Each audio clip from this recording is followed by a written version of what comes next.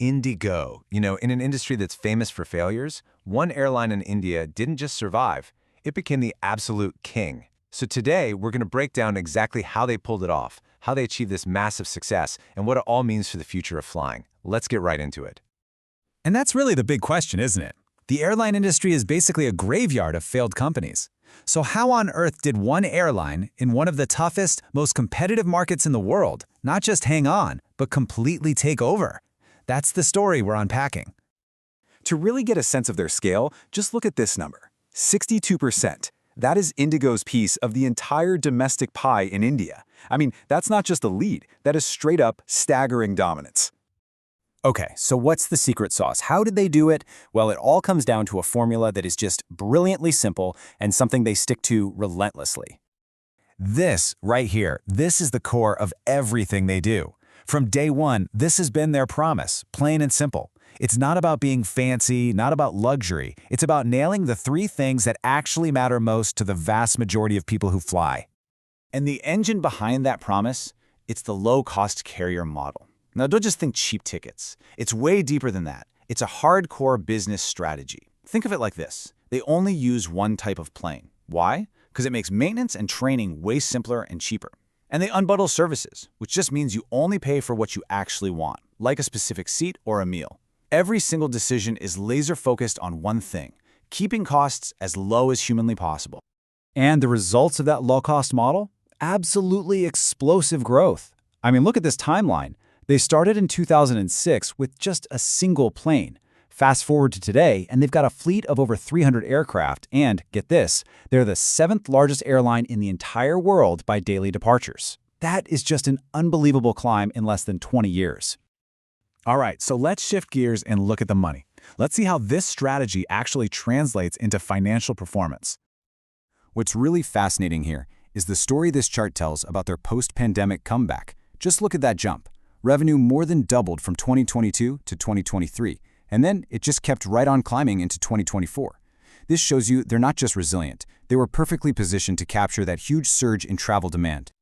But this tells an even more powerful story. Look at March 2022, they posted a net loss of over 6,000 crore rupees.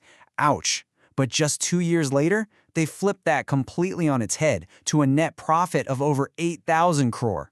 That is a massive, massive turnaround, and it's all proof that their operating model is incredibly efficient. And this brings us to a truly incredible number, 104%. That's their return on equity. So what does that actually mean in simple terms? Well, imagine you invested $1 into the company. By the end of the year, they made enough profit to give you your dollar back plus an extra $1.04. It's a sign of a company that is just an incredibly efficient profit-making machine. But of course, flying is never perfectly smooth, right? Let's take a look at some of the turbulence and the potential risks that IndiGo has to navigate constantly. So the data really shows you both sides of the coin. On one hand, you have this phenomenal, undeniable growth. But on the other, there are a few yellow flags. For instance, a low interest coverage ratio. That basically means they have less of a safety net to pay off their debts using the profits they're making. And when the original founders, the promoters, start selling off some of their shares, it can make investors wonder a little about their long-term confidence. So it's a more complex picture than it first seems. And then, on top of all that, you have the risks that every single airline on the planet faces. Fuel costs can go wild, competition is always brutal, and rules about pilots or operations can change on a dime. Managing all these things that are outside your control is a constant battle. So, with all of that in mind, what's the game plan? What's the flight plan for the future? How does IndiGo plan to keep on climbing? Well, their strategy is super ambitious and has a few different parts. First, they're going hard on international expansion. Second, they're actually starting to dip their toes into more premium services to attract different kinds of customers. Third, they're just going to keep growing and updating their fleet. And finally, they're even looking at some really futuristic tech, like electric air taxis. So yeah, they're definitely not just sitting back and relaxing.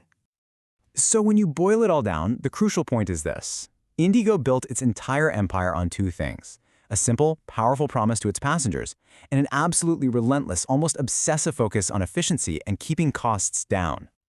And that leads us to our final big question. As IndiGo starts chasing after premium flyers and new global routes, they're facing a classic business challenge: Can they evolve and grow without losing that hardcore low-cost discipline that made them the king of the skies in the first place?